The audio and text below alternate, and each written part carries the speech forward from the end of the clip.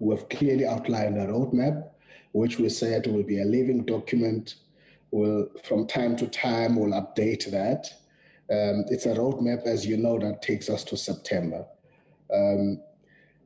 Post this meeting of today, we are likely members to be more active and hectic as we start the July month in terms of our roadmap.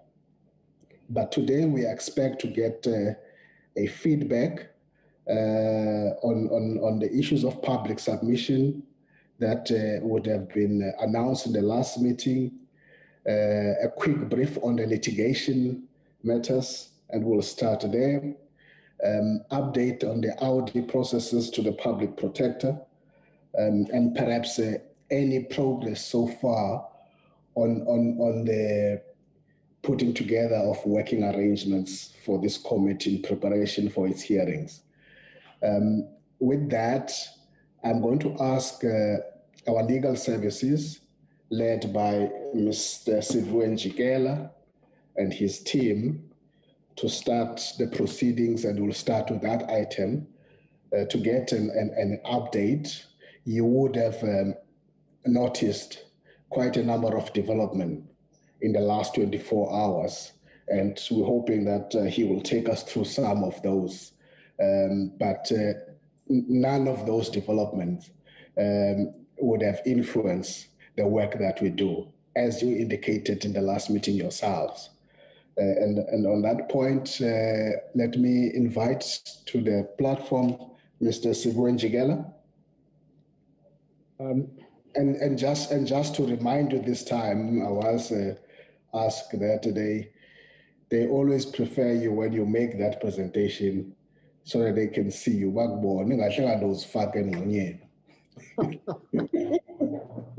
Please go ahead. Good afternoon, Chairperson, and honorable members and colleagues on the platform.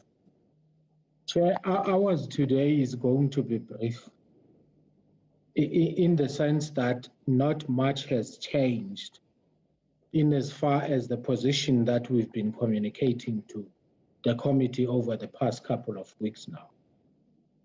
In our last presentation, I think we informed the committee that the Constitutional Court had made a decision on the rescission application, and that immediately after that decision by the Constitutional Court, there was another rescission on that rescission.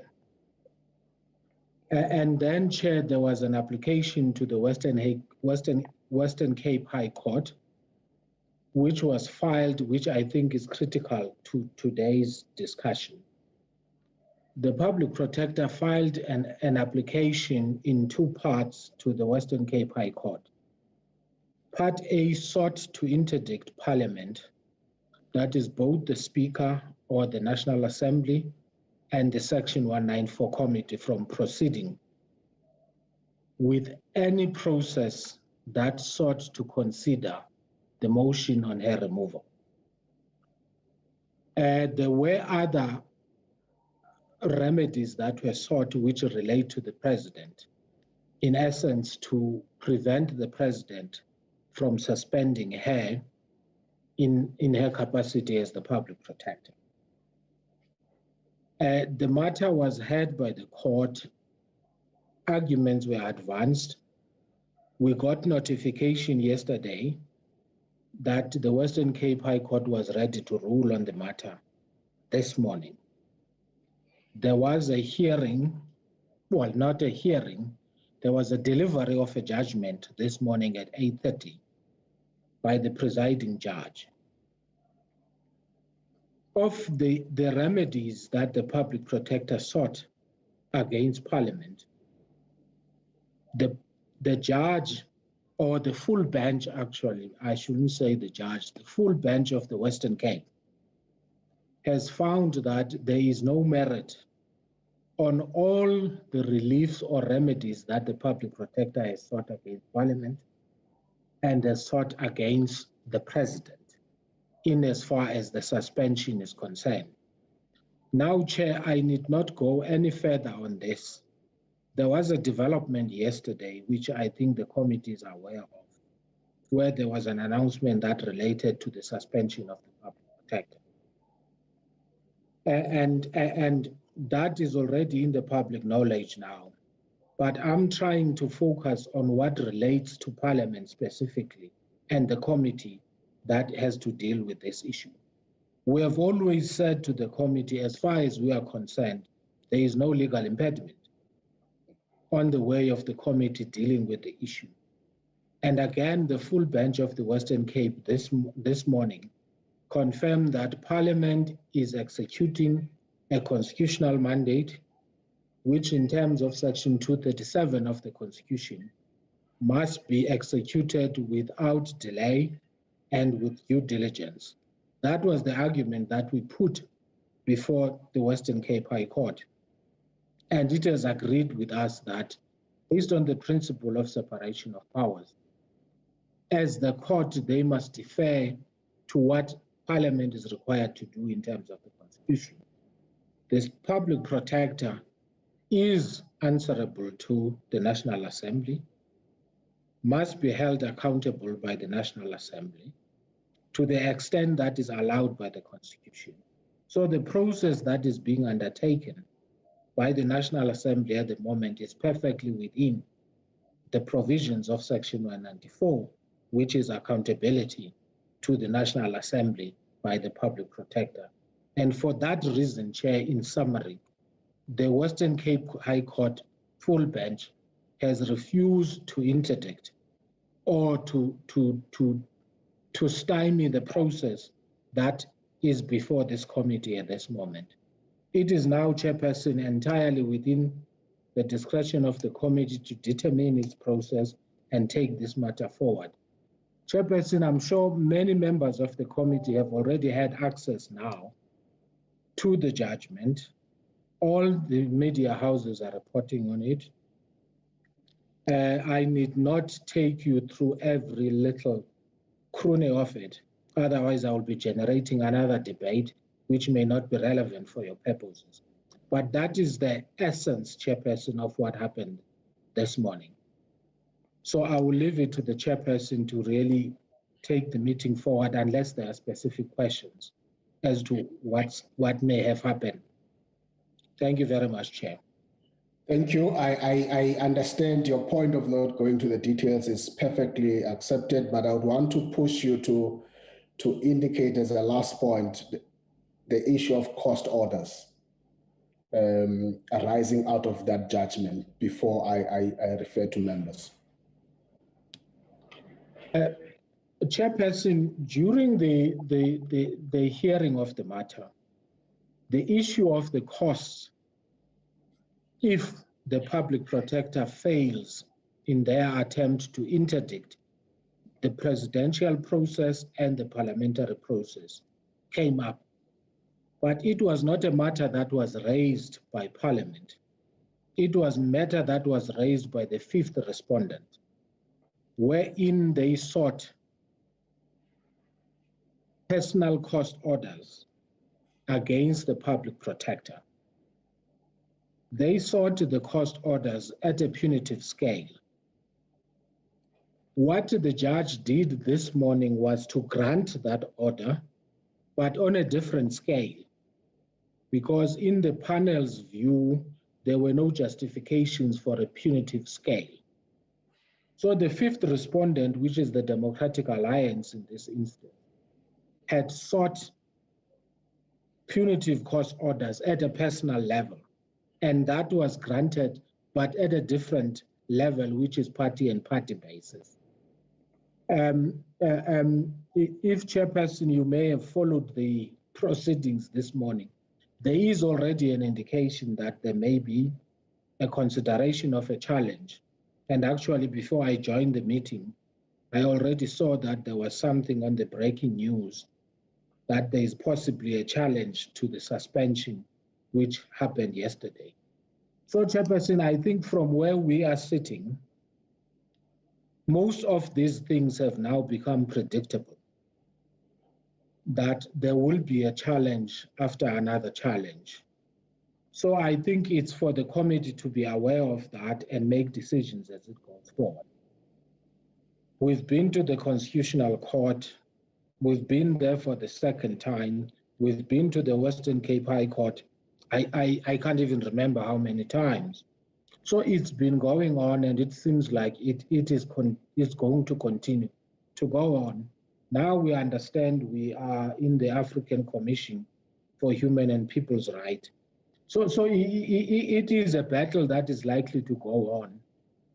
And we must just be ready to stick to the positions that we have taken, which is what we have done over the past 2 years. And quite happily, we've been successful on a number of instances. So that's where it is, Chairperson, in as far as the court order is concerned. Thank you, Chair. Thank you very much, Mr. Siphiwe for that briefing, precise but very pointed and very helpful. So, honorable members, just on that, before we get into the next presentation of the fuller update on other issues, any brief comments from you as members on this briefing about the update on litigation? I'm going to allow that briefly before, so that I separate the two matters. I recognize Honorable Annelien Lothrit. Good afternoon, Chairperson, and good afternoon, colleagues. Yes, Chairperson, I just want to express our gratitude for this exposition of the findings and the cost orders. I also just want to concur and perhaps also stress that I think the important thing is that we proceed with what we are supposed to do, regardless of any other efforts to distract us or to stop us, preventing us from continuing with our work, because we should understand that this will be the strategy going forward. Thank you, Chair. Thank you, Honorable Lothrit. I now recognize Honorable Omphile Mautwe, followed by Honorable Doris Lakude. No, thank you very much, Chair, and apologies for logging in late. I was still logged on to Parliament, so I missed a better part of the presentation that was done by the gentleman above. But my only concern is one, Chair. We're coming to this meeting, we don't have an agenda. And early this morning, I asked the secretary of the committee, please send me the agenda. Even now, I still don't have it. I don't know how we're running meetings without the agenda. How then do we prepare? Of course, there's correspondence that has been sent via emails, but today's agenda, what is it? So can we in future improve in terms of availing the agenda on time so that we, as members, we are prepared for this meeting? Sitting here without an agenda, we are just looking at you to tell us what is the next now. So please, can you rectify that, Chair? Thank you. No, thank you, Honorable Omphile Mautwe. Maybe before I go to the next speaker, Thembi Ngosi, can you quickly clarify that? Because I thought that it was circulated.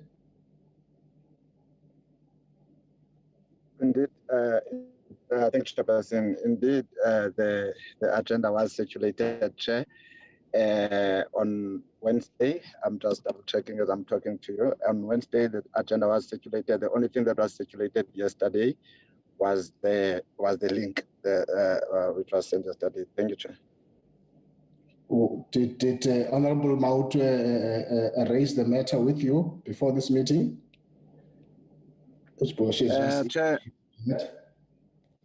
Chair, yeah, I saw the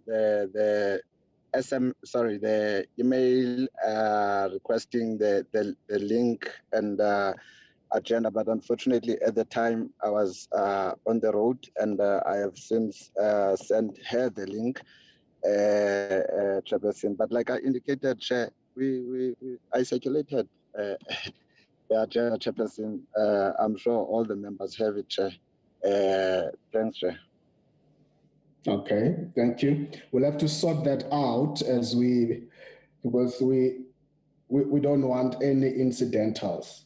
We're dealing with such a serious work that the focus of the members here, of these 36 members, must be on the real issues in attending to this task.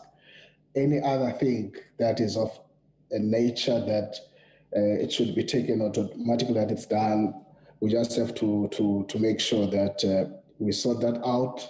We'll make sure, and perhaps after the meeting, to check are there email problems and so on. But there seems to be messages from other members who say they've received the agenda. I take that. Thank you.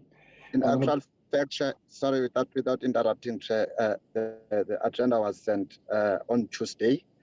I was mistaken to even indicate that it was sent on Wednesday. It was sent on Tuesday. And on that email, I attached a number of letters which members would have in their possession. And the unfortunate part is that Ms. Mawotwe is on that meeting with Chairperson. Thank you very much. All right. No, thank you. Honorable Lagode. I didn't receive Thank you. I Thank know you very much. Honorable Mawotwe. Honorable Lagode. Thank you very much, Honorable Chairperson. Let me start by confirming that from my side, I did receive all the correspondence. The agenda is written on, it's a Word document, written section 194. So I did receive the documents. So, Honorable Chair, I want to welcome the presentation or the report by Mr. Njikela. We really appreciate that. And also to reaffirm that in the absence of anything that is interdicting the committee from doing its work, we will proceed with the work as Parliament, as advised by also our legal units. We will proceed with the work of fact-finding mission, because that is what the National Assembly tasked us to do, to be on a fact-finding mission until we finish everything. Until such time when we receive something to interdict our committee, then we will stop. But as of now, there is nothing, Honorable Chair. So we welcome that report. I will not enter into the other matters, but just to thank Mr. Njikela for that. Thank you very much, Honorable Chair. No, thank you, Honorable Lagode. Honorable Suela, as the last speaker on this, so that we get to the next presentation. Thanks, Chair. Although I joined late, I was still at plenary, but I heard some of the last part of Mr. Njikela. Appreciate that. Yes, we are ready. We'll be ready to receive whatever litigation, but what we need to do is move forward with our work, as Honorable Lakota has indicated, because if there is nothing before us as Parliament, nothing will stop us to continue with our work. Thank you, Chair. Thank you, Honorable Suela. I do note you, Honorable Gijimani. Perhaps, do you want to come in now? Yeah, no, thank you very much, Honorable Chair, and greetings to all members and all stakeholders present. My apology for not showing my video because my network is very much unstable. Yeah, Chairperson, I think in the meeting, in our meeting before the last, I think it would have been in April, if I'm not mistaken. I think we made a determination as the committee that there are no impediments on our part in relation to proceeding with the inquiry.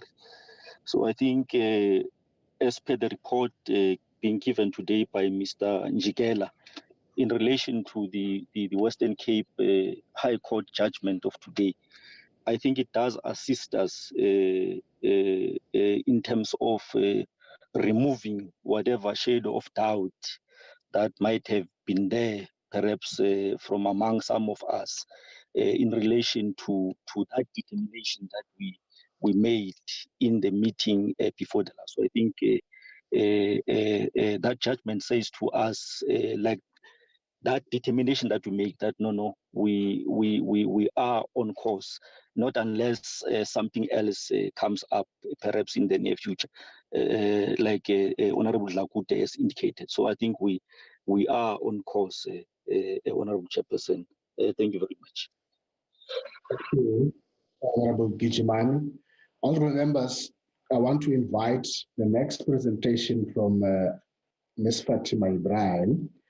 I think the first brief update from Mr. Sivu Njigela is welcome, and members appreciate that, which seems to vindicate the attitude of this committee throughout this period. Thank you for that. Ms. Fatima, can I ask you to come in and take us through the next presentation? Good afternoon, Chair, and good afternoon to the honourable members. Thank you, Chair. I'll start immediately. As indicated, we'll be doing a briefing on the work that's been done to date.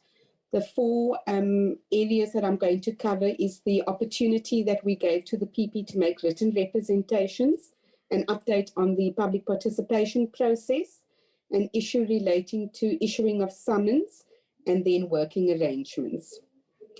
Chair, in respect of the first issue, which was the opportunity to the PP to make written representations, in our last meeting, I informed members that a letter was sent to the PP dated 22 April, and that letter served as notice to her, inviting her to make written representations, which would have been effective from the 23rd of April, and the due date would have been 22 May, which would have been 30 days later. That letter also further requested that the PP inform the committee of who her legal representative or other expert would be if she was so availing such a person to assist her during the hearings.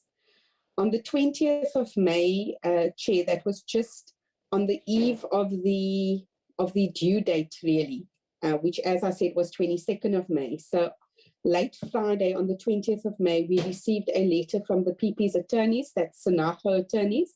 They indicated that they will act for the PP together with Advocate Dali Mpofu, who is senior counsel. And that team has represented the PP in this process in respect of the litigation that has happened to date. They dispute the legality of the notice sent on the 22nd of April on the basis of Rule 89, and most members will be familiar with that rule as the so-called sub judice rule. They also refer to a previous request that they made for an extension to the Audi period to counsel for Speaker and the Chairperson in the litigation matter. And they refute the assertion made by the Chairperson in an affidavit in the High Court matter, where the Chair explained that that request was not considered at the last meeting of 11th of May because it did not form part of the PP's letter dated 9th of May. And that correspondence, Chair, we had gone through in the last meeting. Temkosi, if you can please go back to that slide. There is a suite of letters to get through. They also contended that due to the postponement of the litigation matter in the Western Cape High Court and the fact that their client had travelled overseas, they did not have a fair opportunity to consider the notice during that 30-day period. And essentially what they requested was an extension until 17th of June 2022 or the outcome of the application. The date, obviously, of that would have been unknown at the time of the request. We only came to know yesterday that judgment would be delivered this morning. But the essence of that was that the request was that the delay or the extension, rather, should also be given on the basis of the Abramji SMS, and that should have interrupted this Audi period. On the 22nd of May, we then sent a response from the Chair to Sanaho, offering an extension of a further 2-week period until 6 June. And that extension was considered with due regard to the facts in particular the length of the PP's trip, the fact that she had retained the legal team that had been representing her to date, the fact that she'd also had an opportunity to already make written representations to the panel, and that the matter in the High Court, which had been by agreement postponed to the 18th and the 19th of May, had already been heard. So members may not be aware, but the PP was first provided with a copy of the motion and all the evidence on 17th of December 2020, which would have been about 1.5 years ago. And the Audi, as part of this process, relates to exactly that same documentation and that same record. On the 26th of May, the PP sent us further correspondence indicating that she rejects the 2-week extension. She denies that that is a sufficient extension, and she indicated that the committee cannot unilaterally determine the period without consultation, and again averring that the Abramji SMS had the effect of interrupting the period. She further says that the fact that we embarked on a public participation process may mean that this will result in amendments to the old charges, and that's the term used by the PP in the letter.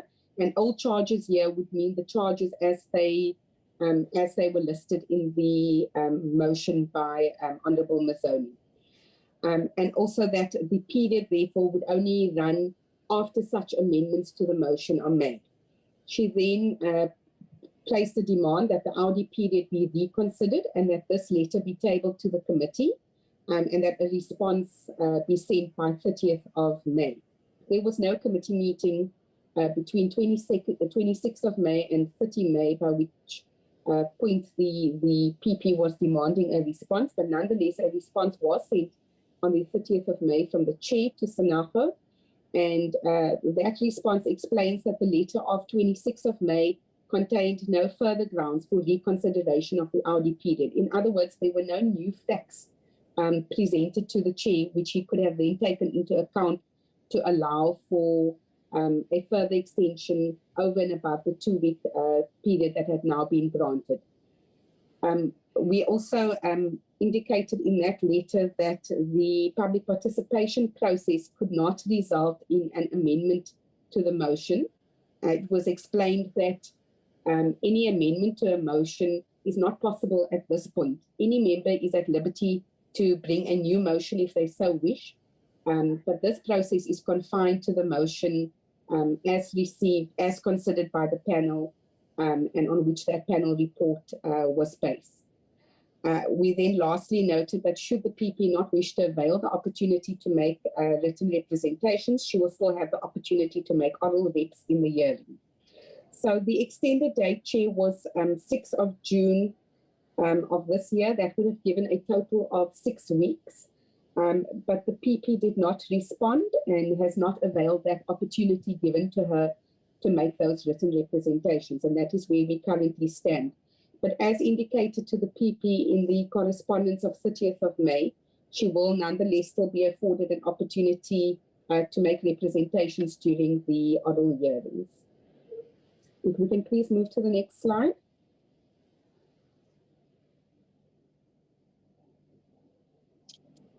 Public participation process. As members were made aware in the last meeting, we were embarking on a broad process, and we issued a national invitation through various media platforms to the public to place evidence before the committee to assist it in assessing the motion. And the closing date for that was the 3rd of June. We received a number of telephonic and email inquiries, but in total 24 written responses were received to date. The team is in the process of collating those submissions, and the evidence leaders together with the legal team will assess the contents to determine if any submission deals materially with the matters raised in the motion and whether it's necessary to call such persons to furnish further evidence or give oral testimony. As we indicated to the PP in our letter of 30th of May, it's a misapprehension to think that this process could result in an amendment to the motion. It wasn't the purpose. And now what we are trying to do is to consider this evidence vis-a-vis the motion. We are also in receipt, Chair, of a referral from the Speaker. So that was outside of the invited public participation process. This is a referral of a protected disclosure that was made to the former Speaker in December 2019 by a former employee of the PPSA, and we will add this to the bundle of documents. We anticipate that these written submissions can be distributed electronically to members as well as to the PP as an additional index and paginated bundle B by this coming Tuesday. If any members have a preference to receive that bundle in hard copy, they are welcome to contact the committee secretary to make those arrangements. But we will endeavour to get it to members and the PP by Tuesday, 14th of June. Chair, that brings me to the next issue, which has to do with summons. As members are aware, the Constitution and the Powers and Privileges Act empowers Parliament specifically to summons persons to either appear before a committee or to furnish a committee with any reports. It's an important tool to assist the committee in its oversight responsibilities. And what we are requesting is that the committee resolve in terms of Section 14 of the Powers, Privileges and Immunities of Parliament and Provincial Legislatures Act to authorize the chair to summons any person recommended by the evidence leaders or otherwise identified by the committee in the course of gathering evidence to appear before the committee or to otherwise produce documents where the presence of such witness or the furnishing of such documents is material to the assessment of the motion. Chair, as is always the case when summons is issued, it is only done where a person who has been invited to provide oral evidence or produce documents or otherwise provide a small written statement refuses to cooperate with the committee. So it is an act of last resort, as it were, and we won't issue summons lightly unless we've made an effort to get people to come voluntarily. So we are asking that the committee please resolve on that issue, because practically it would just make things easier for us in the weeks going forward. Then lastly, Chair, that brings me to the working arrangements for the hearing. Timothy, you can move to the final slide, please. In terms of Assembly Rule 167F, the committee can determine its own working arrangements.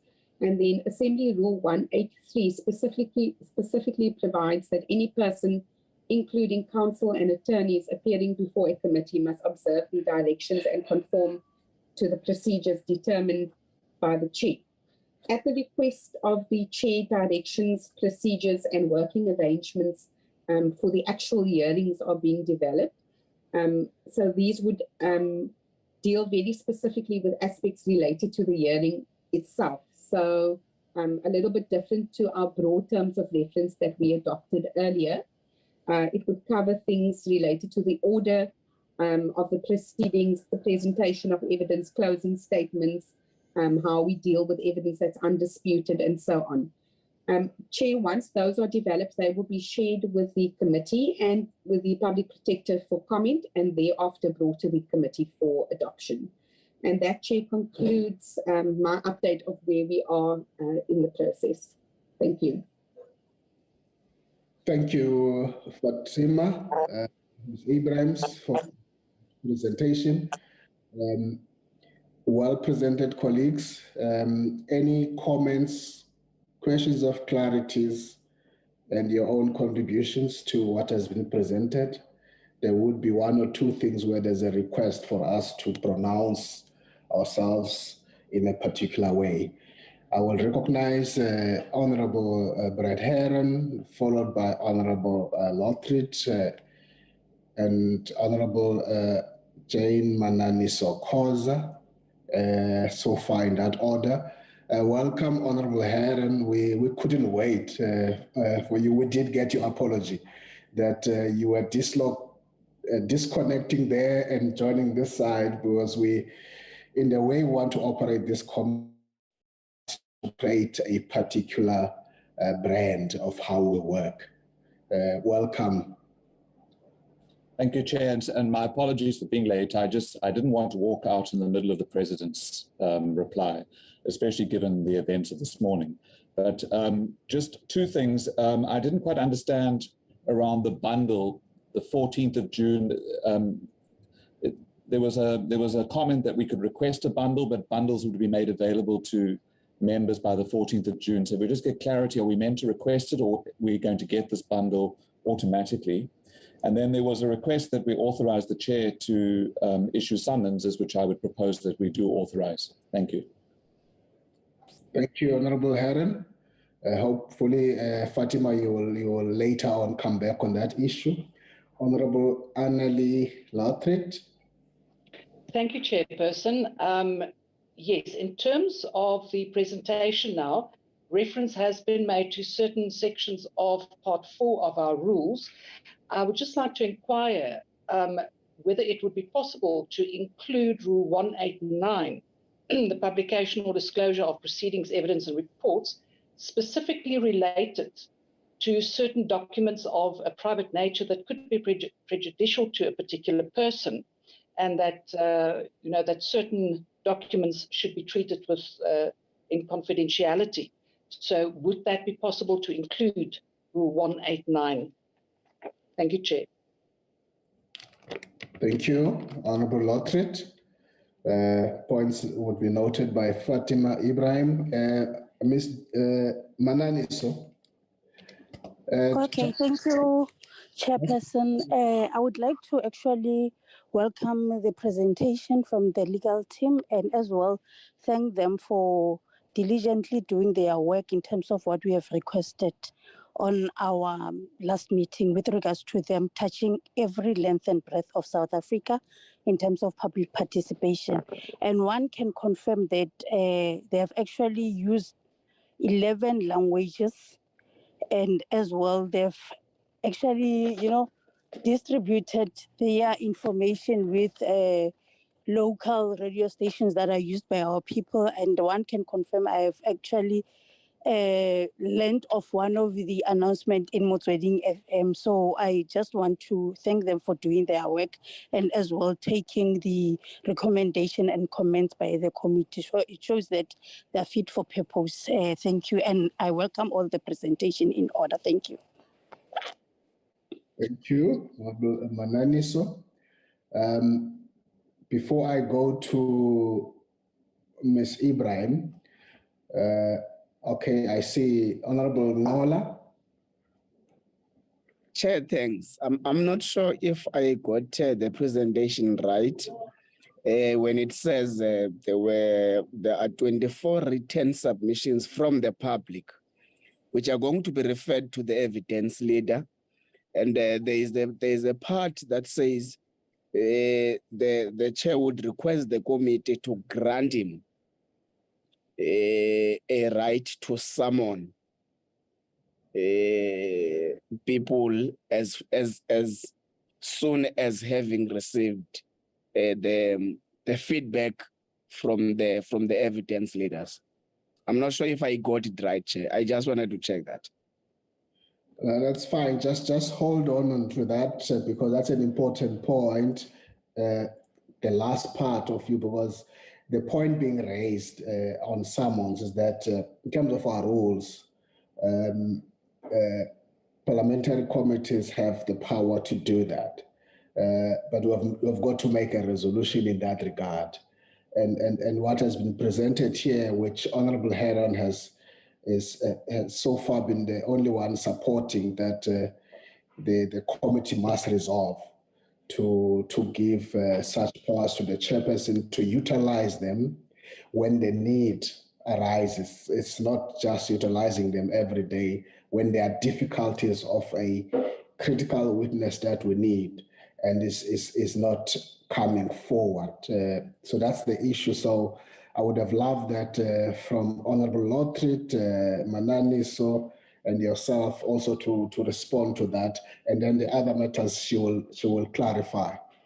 I hope it clarifies, Honorable Nola. Yes, it is clear, Chair. I want to propose to the committee. I'm not sure if there is someone who has already proposed that we resolve this committee to give to the chair or grant the chair those powers to summon those critical witnesses that the committee may have be in need of on critical issues. So I move, Chair, that we do grant you that power. Thank you. It has been moved, so I take it that you support. Honorable Heron did move it. So you are in support. Thank you, Honorable. Honorable Siwela. Thanks, Chair. You have ruled already. I wanted to second that you be given granted that permission or authority to summon as the committee wishes to do so. And also to welcome the report by Fatima. Let's support it. Thank you. Thank you, Honorable Siwela. Ms. Ibrahim, can you quickly just tackle some of those clarities that have been raised so far and some suggestion by Honorable Lothrit? Yes. Go ahead. Chair, just to clarify for Honorable Heron, the bundle that is being prepared is an electronic bundle. The option is if members would like that bundle to be sent to them in hard copy, that they may request same from the Secretariat. There seems to have been a preference for electronic because of the amount of documents involved. This bundle, by way of example, I can already let you know that one affidavit has annexures that exceed about 500 pages. So this is why a decision has been made to send it electronically, but of course any member that would like to have a hard copy is welcome to contact the Secretariat, and those arrangements will be made to get it delivered to them in that form. But yes, everybody will get an electronic bundle by latest Tuesday. In terms of the comment by Honourable Lothrit, the new Rule 129 AD4 specifically provides that all the rules of Parliament that are applicable to committees generally are also applicable to this committee. So certainly we will invoke Rule 189 if and when it is required. It isn't necessary for us to specifically refer to it in any of our procedure. But if we need to invoke that rule, then certainly we will do so, Chair. Honourable Mananiso, thank you very much for your kind words. But in fact, all credit there is due to Nkosi Ngoma, who is definitely fit for purpose and who ran with all of the public participation processes. And then the last issue on the resolution, Chair, I think that you've covered that, except to say that the process that we will follow will be strictly in terms of the legislation in any event. So we will do all the internal memos, the serving of that summons, and whatever other steps that need to be taken as provided for in the Act. So we're not asking for dispensation of any of those procedures at all. Thank you. Thank you, Ms. Ibrahim. Any other comments, colleagues, on the issues? We seem to have covered that presentation as well. Any other? If none, Tembingosi, anything you want to raise from your side? Chairperson, thank you very much. Chairperson, I think my colleague Ms. Ibrahim has captured it all. And I'm happy that you explained to Mr. Heron the issue of the bundle. It's only for those members that require electronic copy. I've already have received indications from some of the members. They would like it in hard copy.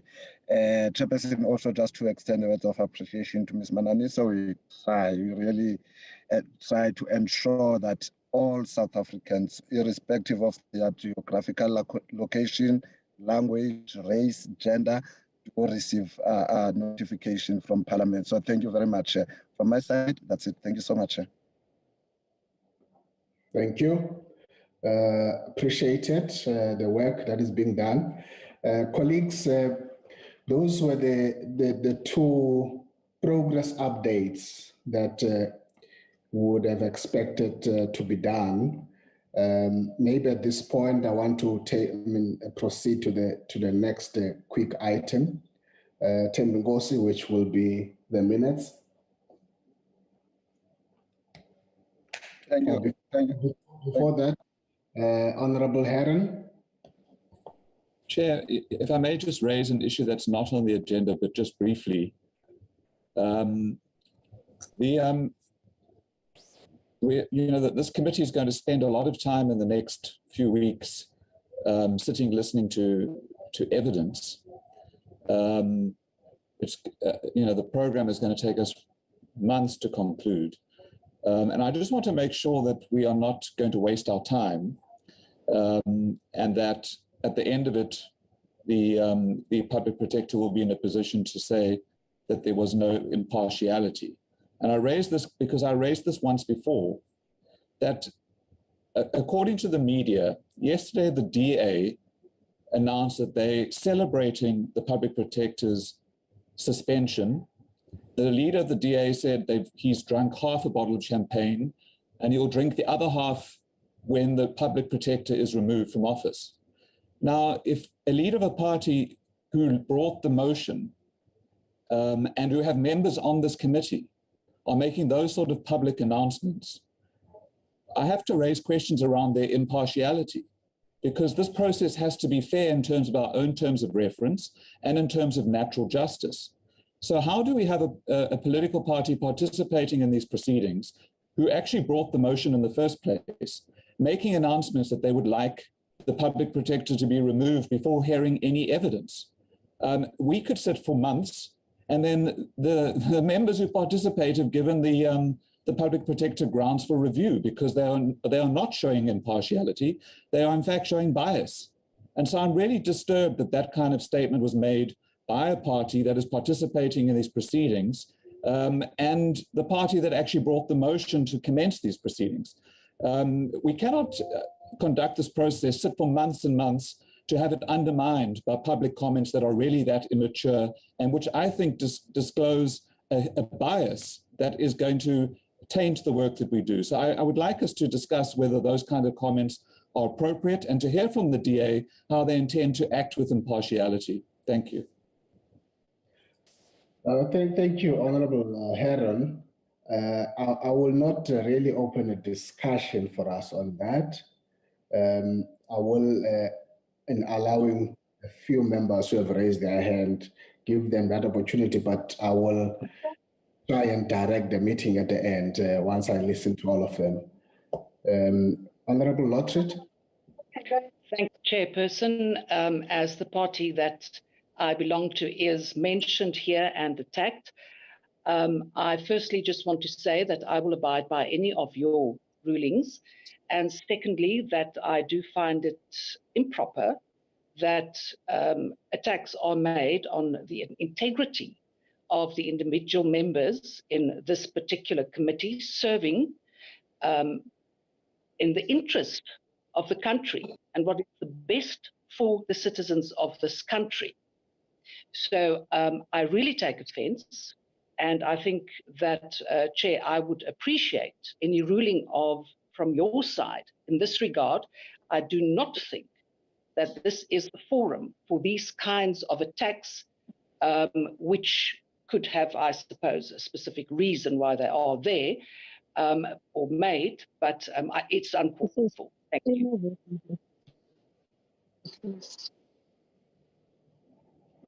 Honorable Lockridge, are you done? Thank you, Chair. Yes. Okay, thank you. Honorable Siwela, followed by Hendricks, and then the last hand is Kosana, and then I will make a determination.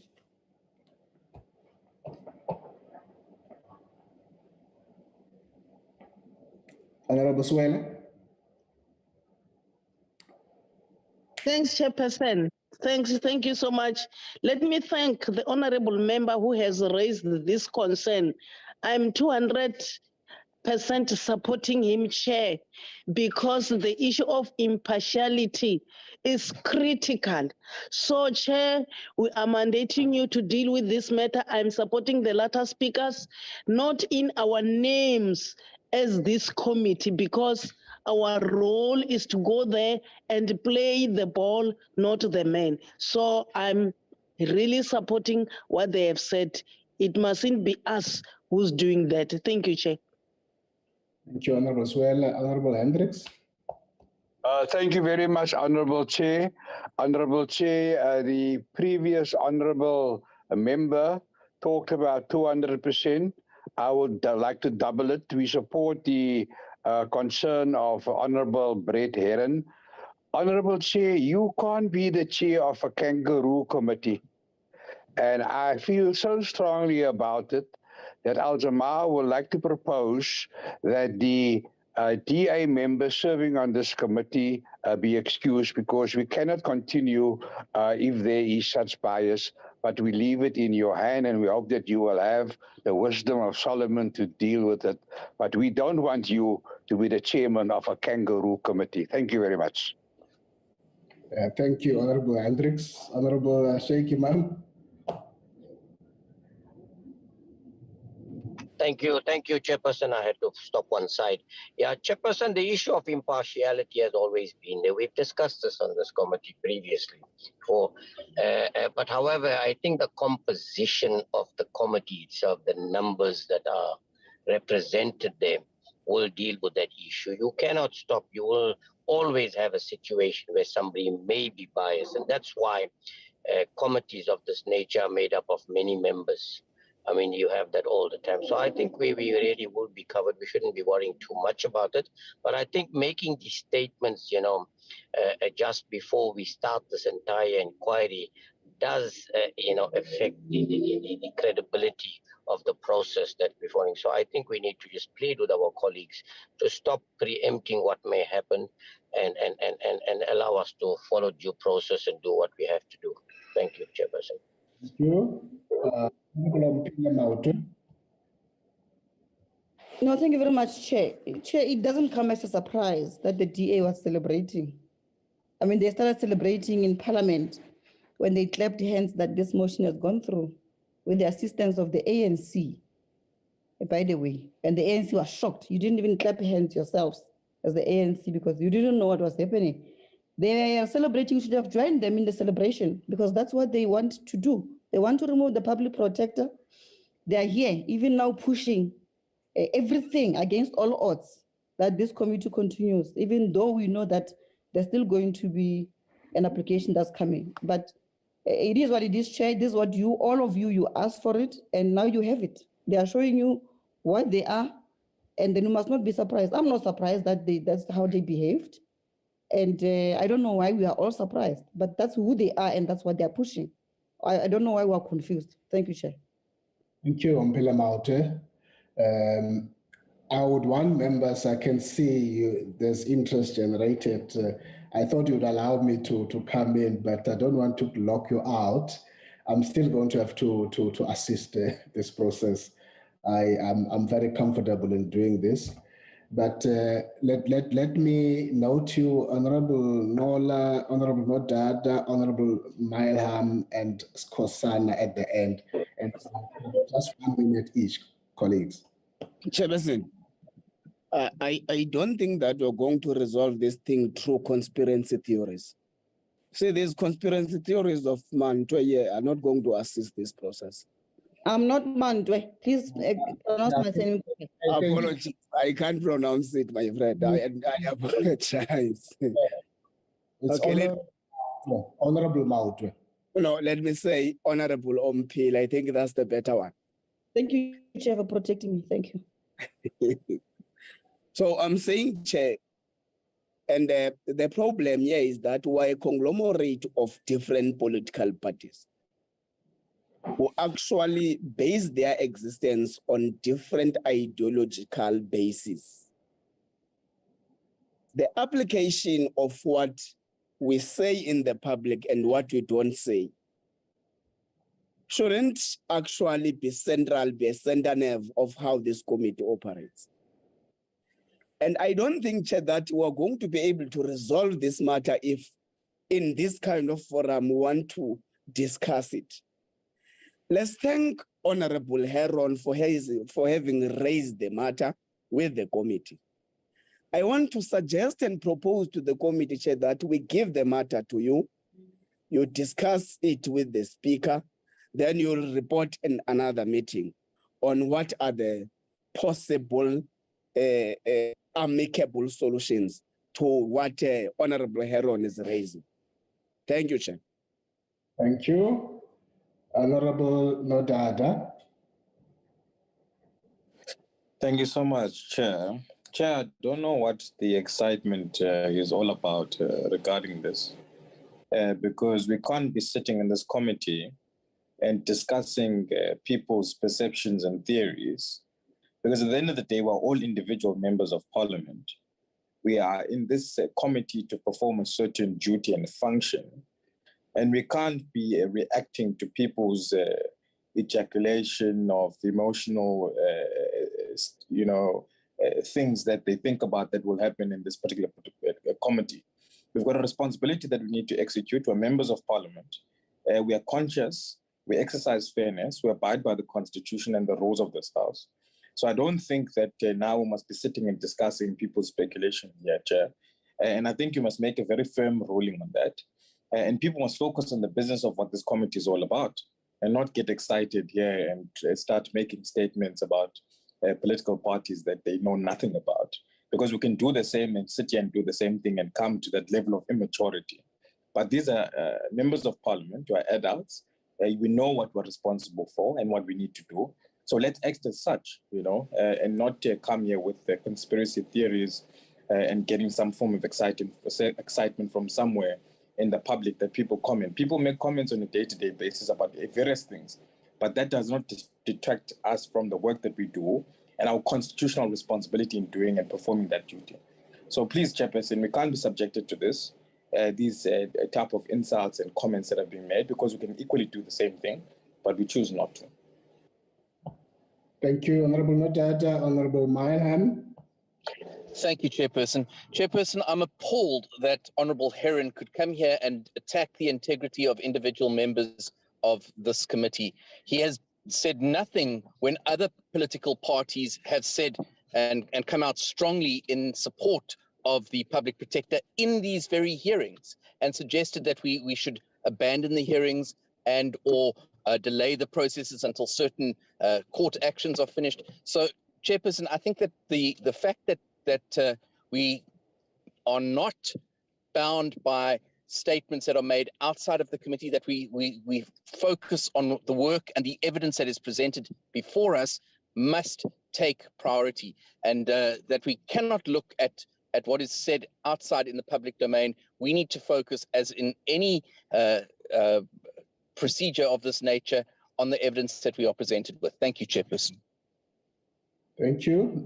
Last, Honorable Skosana. No, thank you very much, Honorable Chair.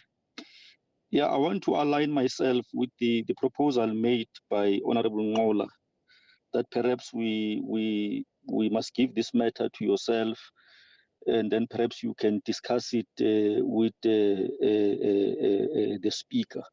Because what I see here, I think political parties are defending themselves.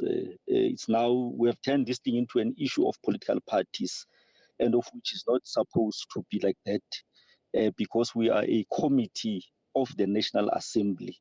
So obviously the issue that was raised by Honorable Swela of impartiality, it's very important. And I think, in my view, the concern raised by Honorable Heron, it's justifiable. We're not saying it's justifiable because he spoke about a leader of a certain political party. And I can confirm that it's not only that political party that he spoke about. I think we have also previously had even leaders of other political parties putting their views, of which it's wrong from both sides, whether are those who are for or against. But I think if you hear them making comments, and these leaders are also members of parliament, you must remember, as much as they may not be members of this committee, but they are members of parliament, and this is a subcommittee. It's a committee of the National Assembly, the same National Assembly which these leaders of political parties are part of. So I think them making statement, it has a potential of tainting the process and compromising the whole process. So perhaps let us not cloud it further. Let us give it to you so that you discuss it with the Honorable Speaker. Perhaps you can then find a way of moving forward in a manner that may not, at the end of the day, taint this particular process and compromise everything that we're doing. Thank you very much, Honorable Chair. Thank you, Honorable Skosana, on your points there, and let me thank all members. I deliberately allowed these reflections on a matter that was not on our agenda to start with. I want all of you colleagues, I think we're building a team here that is going to be pioneering a very difficult task for the National Assembly, very historical. It's never been done this before. This is the biggest committee ever of the National Assembly of 36 members. There's none big as this. And you have us here, and as your chair, it is my commitment that this committee is going to have to be respected, managed, because it's a melting pot of what we have in the National Assembly. Firstly, the matter is going to end here. There is nothing I will take to the Speaker about this issue. Here is the important issues, colleagues. This process that we're starting this process with a twin task ahead of us. And we've consistently said that. We get into this process with an open mind. And when we advertise and we ask the public to comment, we said ours is we're looking for any issues that would assist exonerating the public protector on the issues raised in the motion as one part, or any other role players that can assist this committee on any matters that will validate, corroborate, and help us to make findings in line with those issues in the motion. That is welcome. So from start to the end, we're going to be informed by that kind of an open-minded approach about what is it. Colleagues must remember this is an exercise of accountability to check fitness to hold office of the public protector. I will ensure that in this committee, because whatever that you are discussing now, nothing of that nature would have happened in the committee dealing with Section 94 inquiry. I want to ask colleagues that we stay focused on the matters that are going to assist us in this process as members of this committee, the 36 members, which will be the evidence in front of us, the facts in front of us. I had said earlier on, we must just avoid entertaining any incidentals around these issues. I further want to say, colleagues, nobody will stop members of any party when they get to the House or wherever they are to raise whatever views that they raise. It is part of who we are in terms of that space. I will not stop a member of the UDM or of ATM and complain about, or of EFF, who would go to court, because even in court, you have got members of these parties raising their different standing points. One in support of the issue of rescission, in support of that this committee must cease its work, in support of issues of suspension. It was there in the papers. And on the other hand, you would have a party that expressly indicate that it is against this and so on. I would not want to use any of those things because it is the right of those parties to express themselves in that way. But what I will be watching for is the space of this inquiry, that we're going to be asking members of this inquiry, now that you are a member of this committee, that you watch the kind of things you post in your Facebook, in your Twitter, and so on, because we would like to travel with all of you without any challenges of recusals. None of that has happened up to so far, and I'm watching that space. I would want us to avoid, because it's not going to stop. All other parties and their leaders are going to pronounce themselves this way or that way. It can't be that when they do that, colleagues, then the matters get drawn into the Section 194 committee. I want you to be very tolerant of that and disciplined. What we will not allow is as you are saying, Honorable Hendricks, that I would not be the chair of people who demonstrate partiality, people who demonstrate biasness. I've not found any of those things in the committee. So please stay on course, colleagues, because there is nothing stopping Honorable Heron to go back to the House and respond in the name of his party on the issues that the DA is raising in the sitting in the House, because that's a space that they have. This is a portfolio committee. And when we get into this space, I would like that we don't turn it into the House, because I will not chair a House sitting in a Section 194 committee. I really want to appeal to you in that regard. And it is for that reason that I am saying there is nothing that I will have to take to the Speaker. I think all of us will be equal to exercise this impartiality, this being not biased on all of these issues, and that protecting the integrity of the institution that has asked us to be in this committee. I want to appeal to you that I'd allow this item out of the agenda, but it was important that I do that so that people can express themselves.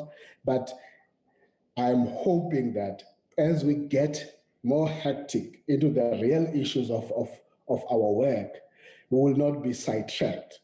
We will not be diverted by the different standing points that we have of parties. You will have me here, trust me on that, to be watching that space, to be directing these proceedings, to be directing without stopping for you to raise your views in the manner that it should be done in a committee of this nature.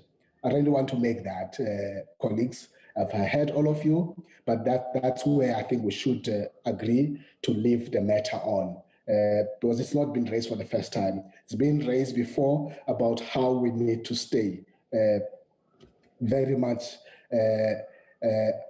unhinged, or very much seen as we are going to follow the facts, evidence, and the truth of this entire process. There is no, I've said this before, we're not coming here with a briefcase outcome. Anybody who has got a briefcase outcome of what he or she thinks would be, you shouldn't be part of this process. You should be out there with that kind of a briefcase outcome.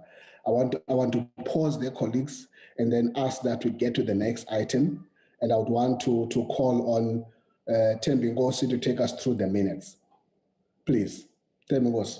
Chair, apologies. I'm not intending to cause a disruption, but I wanted to be on record as you have outlined this thing, that in our notice on the public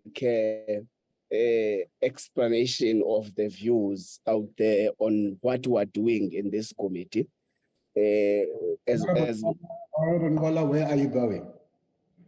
I've just made a ruling on this matter.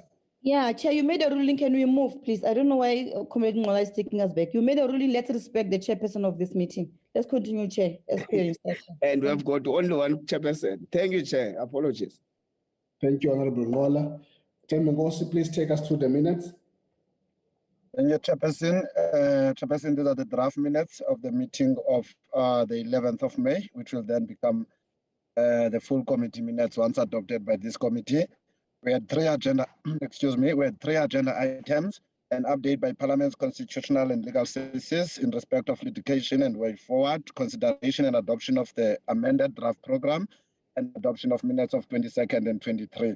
The first page shows the agenda and the attendance of members, which extend to the second page, the second page, and then it's the opening chairperson. These minutes were shared with members. Members can indicate where they would like me to make any corrections. So this is the page 3 chair of the minutes, the briefing that was done by the CLSO office, and then the deliberations thereof. And then the adoption of the revised committee program, which was adopted as a working document, as you had earlier alluded to that. And then, Chairperson, the last item was just the adoption of the minutes, which were 2 sets were adopted with no amendments. Chairperson, thank you very much. I present to you and to the committee the minutes of the 11th of May, 2022. Thank you. Any corrections you have picked up, honorable members? Your silences, you have no corrections you have noted. Do I have a mover for the minutes? Chairperson, I move for the adoption of these minutes as a true reflection of what transpired on the 11th of May. Thank you. Thank you, Honorable Suela moves for the adoption of the minutes. Any seconder? Honorable Chair. Sheikh Imam seconds. Honorable Sheikh Imam seconds the adoption of the minutes. The minutes are duly adopted, colleagues. Thank you for that. Thank you, colleagues. I think that would have been our last item. Thank you for joining the meeting in a very hectic Friday. Your contributions are well appreciated. Thank you to Ms. Sivuen Jikela, Fatima Ibrahim, and your teams, as well as Tembi Ngosi and the Secretariat for the work you're doing. It is going to get even more challenging now and hectic. Members would know that our roadmap even takes us to the constituency period. So we will be coming back to you to say, even before we start the hearings in July of witnesses, we're likely to have another meeting to just say to you, this is the lay of the land. So you'd have to be ready for that kind of work and task. Otherwise, thank you very much for your attendance. The meeting is adjourned. Thank you, Chair. Thank you, Chairperson. Long live. Thank you, Chair.